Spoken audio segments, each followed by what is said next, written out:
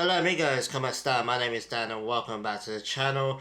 Today we're going to be talking about Mexico, and obviously they are out. They got grouped at the Copa America 2024, and we're going to be talking about it because obviously, you know, this is what I do on my channel. I talk about football, talk about Mexico and other things.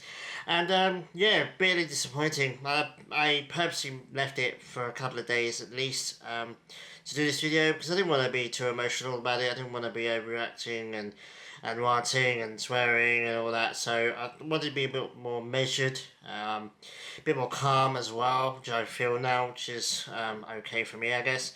So yeah, get straight into it. Obviously, game's number 3. It was an important game, an impeccably important game for Mexico. Obviously against Ecuador, having lost against Venezuela, which was pretty shocking to be honest with you.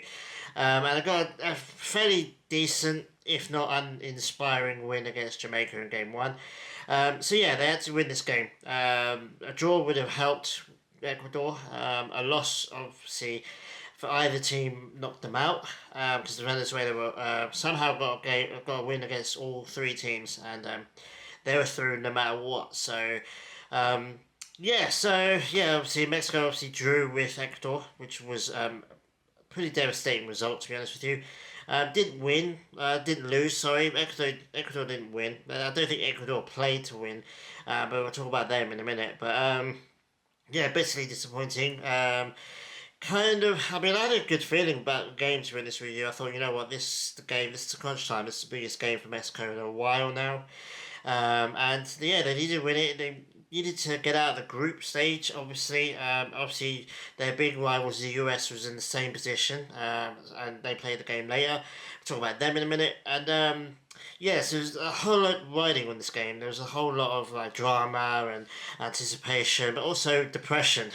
There's a lot of Mexico fans that didn't think Mexico were going to be able to do the job against Ecuador, and they were proved right, unfortunately. Yes, it was a 0-0 draw, but dominated by Mexico. Mexico played alright. I mean, everything apart from putting the ball in the back of the net, Mexico did alright in.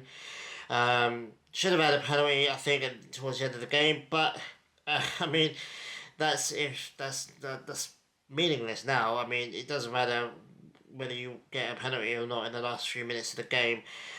You should have scored, you know, in the first 85 minutes. So I'm not going to go on too much about that penalty. It is what it is. But yeah, just bitterly disappointing. I mean, Mexico had. I think they scored 1 goal all tournament, if I'm not mistaken. Which is horrendous for 3 group stage games in a major tournament. And yeah, I mean, it was a poor game, to be honest with you. But having said that, Mexico did alright. Without talking about scoring, defended really well. I think Julio Gonzalez in goal had a pretty decent tournament. He was better than I thought he was going to be, to be honest with you. You know, I'm slightly disappointed Rangel didn't get on the pitch at all. But having said that, you know, there's idiots on Twitter that would have blamed him if Mexico had lost any of those games. So I'm kind of glad that he kind of avoided that, you know, because, you know, he's about to have a huge season for Chivas as their #1 goalkeeper, and he didn't need this trash. He didn't need the trash of Mexico stinking him up. So, same with Alvarado. Barely got a chance. I think he played 12 minutes all tournament, which is disgusting. To be honest with you, he had a really good tournament. I would say one of Mexico's best right wingers. Didn't get a shot in. Didn't get a look in. Huerta got a load of minutes for some reason. I don't think he did very well. I don't think he's going to go to Europe, by the way. And yeah, I mean, obviously Chiquete as well didn't get on the pitch either, which I'm kind of glad for. He hopefully is off to Belgium for this. He's about to leave Chivas, go to Belgium. Hopefully, that's pending still. So yeah, I mean, I think the Chivas players got off lucky, to be honest with you. I would have been disappointed if Mexico had gone through um, to the knockouts and they hadn't played at all in the group stage. I'd kind of be a little bit annoyed about it, but I'm not annoyed with this. I mean, as far as I'm concerned, like Mexico as an institution, as a football institution right now, is horrendous and it's in a really bad position. And I don't want any of Chivas' players kind of get sucked into all that mess. So yeah, they kind of dodged a bullet in my opinion, and yeah, they're gonna go back to Chivas and hopefully have a big season for them. Um, Yes, Chivas video coming, by the way. I am working on one, so keep an eye out for that. Just a shameless plug right there. So yeah, I mean, it's disappointing. I mean, Mexico defended really well for all the three tournaments. Julio Gonzalez did alright. The defenders did alright. The midfield was kind of okay. I mean, it was good defensively, should I say? It just wasn't. It was non-existent offensively. All the attacking players were trash. Quinones, I don't see what he brings to Mexico. To the national team anyway. He does really well for his club, but a lot of the players that played regularly in this tournament played decently for their clubs, but he just doesn't offer too much to the national team. Given his age, I don't expect him to be around the national team too much longer. For me, he had a terrible tournament, but same with Santi Jimenez. I'm a massive Santi Jimenez fan, but he had a terrible, terrible tournament. This was the stage for him to kind of really announce himself as a potentially future world class striker, and he failed miserably. Even Balogun managed to get a goal in this tournament. It was a good goal. I mean, it was deflected off the post, but it was still a decent goal. And he's had a horrendous season over there in France. So it goes to show you what these national teams do to these players, and these competitions as well. Like I said, Huerta had a terrible time. Antuna was terrible. Can't cross to save his life. And all three, I mean, those three, Antuna mainly, because he was the main right winger. Quinones on the left, and then obviously Santi up front. Just, they looked like they'd never played with each other, let alone trained with each other. They looked like a bunch of strangers. They had no chemistry whatsoever. Um, there's a reason why Santi does really well at Feyenoord, because they play to his strengths. They have players around him that give him the ball. Constant long balls, constant crosses that went nowhere. Santi Jimenez is not cross it to me, I'll head it in kind of player. It's slot it into me, it's place it into me, it's find those channels, it's in behind. And Natsuda just can't do that, and neither can Quinones. And Quinones, I don't think is a provider either. I think he's a goal scorer, and having him out in the left wing was a waste of time. Vega as well, I think he could have done the job. He had a little bit more minutes than Piojo, but he didn't really play that much. Again, didn't offer anything, but I think if he'd been out on the left, maybe we'd have done a bit more. Just terrible offensively, and obviously, drew the game, 4 points each with Ecuador. Ecuador obviously got 1 goal difference more, so they went through. But Ecuador were horrific in this game. And I want to talk about the three opponents that Mexico had in this group. I'm going to rant about Ecuador a little bit because I think they were trash in this game. But Jamaica as a national team is like worse than in a worse position than Mexico is right now. They've got all kinds of trouble. I don't think they won a game or tournament. I think they lost all 3 of their games actually.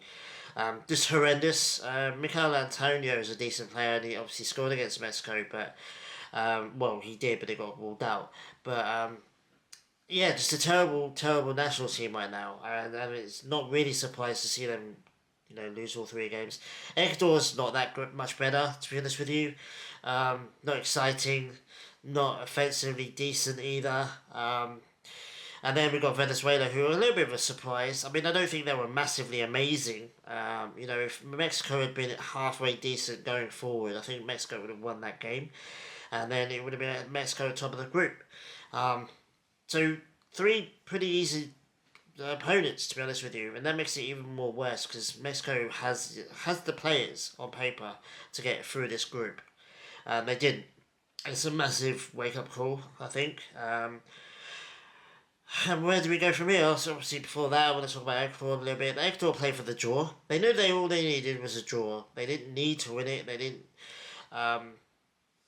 try to win it. It was constant time wasting and fouling, very physical. Just really, by the time it gets to 75, 85 minutes, you kind of get really kind of annoyed about it because it's like, well, at the same time, you're annoyed at Mexico because they can't take advantage of this team, but you're also annoyed at Ecuador because it's. But then you can't really be too annoyed with them because obviously they knew they only needed to win, and they only needed a draw. Sorry, so why expose yourself trying to get a win when you only need a draw and you might concede a goal from doing that? So. It's just trash. It was a trash game. It was a trash tournament for Mexico. Let's just be real about that. Horrific, embarrassing, and yeah, I mean, it's terrible. And where do you go from here? Like I said, I think Jimmy Lozano is going to keep his job. For me, I tweeted out, I was like, I'd rather keep Lozano in and get rid of some of these players. I mean, we started with generational change, but the change wasn't that great. Julio Gonzalez is not part, shouldn't be part of the generational change. He did a decent job. I would say he's probably Mexico's best player the whole tournament. He had a decent job and a decent tournament. Um, did much better than I thought he would do. But then who else do you have? You've got the same old kind of Arteaga. You could say instead of Gallardo was decent, and he scored Mexico's only goal by the way. So I think he's nailed that left back spot for a while. The defenders are obviously they're not old, but they're getting older now. They've been Mexico's best centre back pairing. Vasquez and Montes. They're Mexico's best centre backs now. I think Chiquete could be up there relatively soon if he can get his move to Europe. All the midfield was just trash. Charlie Rodriguez, Luis Romo, who I think had a decent job, but like he's getting old now. Then obviously Santi Jimenez, you would say he's part of a generational change, but he had a terrible tournament, so how that doesn't look good. Quinones as well, I don't think it's a generational change, and I think Antuna needs to just not be part of Mexico anymore. Just stop picking Antuna. I don't know, it's all pace and nothing else. It's like, I don't know, it's like a headless chicken sometimes, but anyway, man, it's a bad look for CONCACAF. Congratulations to Panama and Canada, by the way. They both went through. I think Costa Rica almost went through, but they were in the group with Brazil and Argentina, so you can't fault them for not getting through the group. But Panama and Canada, congratulations to them. They're the best teams in CONCACAF right now. Canada's a little bit of a surprise. They've got a decent squad, though. I think, they've got one or two top-class players, but the rest of the team just know how to play with each other. And I think Mexico, that's where Mexico is falling down right now, is, their best players play really well for their clubs, but they don't play well for their national teams. And I think that's because they just don't have the players in the national team that provide them strength. So, yeah, it's embarrassing for CONCACAF. Hopefully lessons are going to be learned, especially from Mexico. But I don't hope that things are going to change. I think Lozano is going to stay in his job at least for another year or so. I mean, they've come out after the game and said that he's not going to get sacked, he's not going to leave. So anyone holding out for that is fooling themselves. I think it's just you dipped your toe into the generational change thing, and now I think you've just got to go all in. If you're going to lose these games, if you're going to flunk out of these tournaments, you might as well do it with a whole bunch of young players who are decent and could get better in time. Just go all in, like the US did when they didn't get into the World Cup a few years ago. Just take the plunge. Play Rangel goalkeeper, play Orozco, and integrate him properly into the starting team. Especially going forward, Piojo. I mean, Piojo is decent as well. I think he's a good player. I just don't think he does that well with the national team. So, I mean, I would say put Piojo in the white instead of Antuna, but that's only a little bit of a step up. It's not a massive difference between the two. It's just, do Mexico even have the players right now to do a generational change? Edson Alvarez going out injured in the first game, in the first half an hour of the first game, didn't help. I think him in that midfield would have really solidified things and maybe sparked something going forward, but it's all ifs and maybes now. So it's just disappointing. It's more of the same, to be honest with you. This is a story of Mexico now. Apart from the Gold Cup win a year or so ago, Mexico's just been on a downward spiral for the last couple of years, pretty much since the World Cup in Russia. I think ever since then it's kind of been downhill. Hopefully lessons have been learned. I don't think the managers are the change, so just change the players. Mexico have got a really good crop of young players coming through. And maybe it's time to dip into them a little bit and kind of put them into the senior team a little bit more. But that's it. I mean, like, it is what it is. I'm not going to talk too much longer about it. In fact, I just want to say thank you guys. I mean, this series has been really epically received, which is absolutely amazing. Um, I love doing these kind of videos, especially when these series when it's a limited amount. Obviously, it's more limited than I thought it was going to be, or I hoped it was going to be. Only 3 videos or whatever long, but I really do appreciate it. It's really nice seeing the viewer numbers going up, and there's more comments now, which is absolutely amazing. Just showing a little bit of growth, which is awesome, and I'm really appreciative of that. So I really do thank you guys. There's more to come, obviously. Not so much the Mexico side. I don't know if I'm going to do videos for all the friendlies. I mean, USA got knocked out the day after Mexico did, which was absolutely hilarious, by the way. Their fans needed this massive humbling and this wake-up call. They all blame it on Berhalter, and he's not a good coach, granted, but they place so much emphasis on their players. It's weird. Talking about winning the World Cup next year and next time, and their players, all their best players going to all these big clubs in Europe. Apparently, they needed the wake up call, but it's a massive L for CONCACAF. And the literally like half an hour to an hour after that US game finished, there was rumours that US and Mexico are going to play friendly in the US at some point, and it's just like, as a Mexico fan, I'm sick and tired of playing the US. Like, apart from the fact that the US wins most of the time at the moment, it's just like, really? It's such a naked money grab. It's just, the officials and all the higher ups want a little bit of cash. So, just organise a Mexico US game friendly and meaningless, and we'll just play them and we'll get like a couple of thousand, whatever. It's just stupid. It's just, like I said, I can't even imagine being a Mexican person and just having to watch that, having, seen how far Mexico have fallen over the last 5 or 6 years. Hopefully things change. I mean, the downside obviously is that the US is obsessed with shipping all their players out to Europe, which is probably the best way to do it. I mean, they've definitely gone with quantity rather than quality. They've got loads and loads of players in Europe right now, but only 3, maybe 4 players that are actually decent enough to be at the top level. But then they've got all these players in Europe, and that's European training methods, European, fitness levels.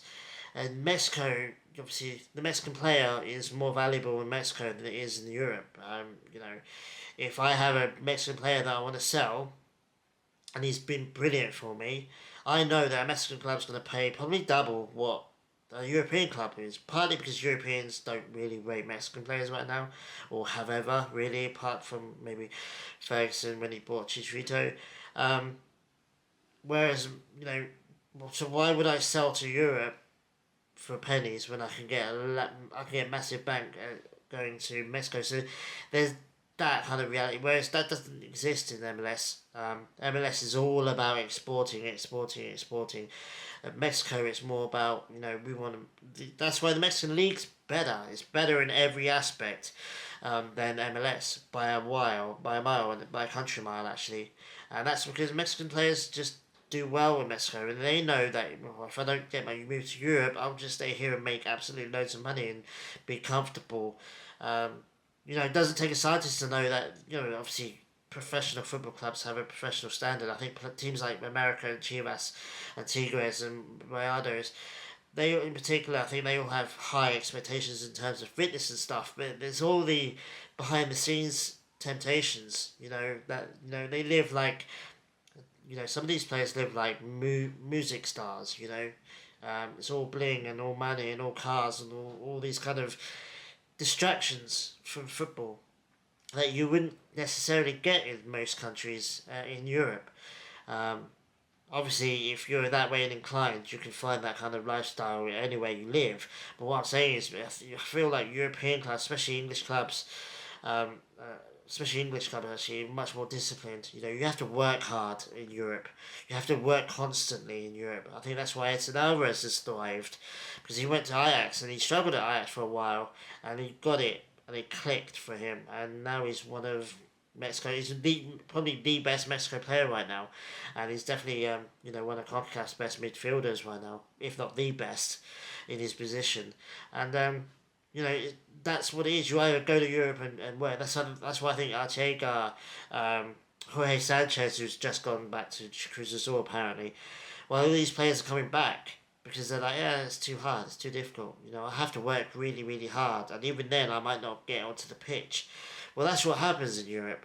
Whereas in Mexico, they both start every single game for any country, any team in Liga MX, and they know that, and they probably will learn more as well. So they're like, well, why am I suffering and not playing much when I can go back to Mexico and have it easy? And I think that's one of the mentalities that's affecting Mexican football right now, and I think it's a change. I mean, the clubs make bank from it, and they get trophies from these players, and the players get money for it, and they don't have to work as hard. It's a double edged sword, and it's poison chalice as well, for the national team anyway. Eventually, we're gonna have the Mexico team fully Liga mixed. I don't think there's gonna be. There's gonna be a time when there's no European players no Mexican players in Europe is what I'm trying to say. I think that time's coming, which is a sad thing to see. I mean, when I first started supporting Mexico, there was loads and loads of players in Mexico. Guardado, Hector Herrera, winning leagues.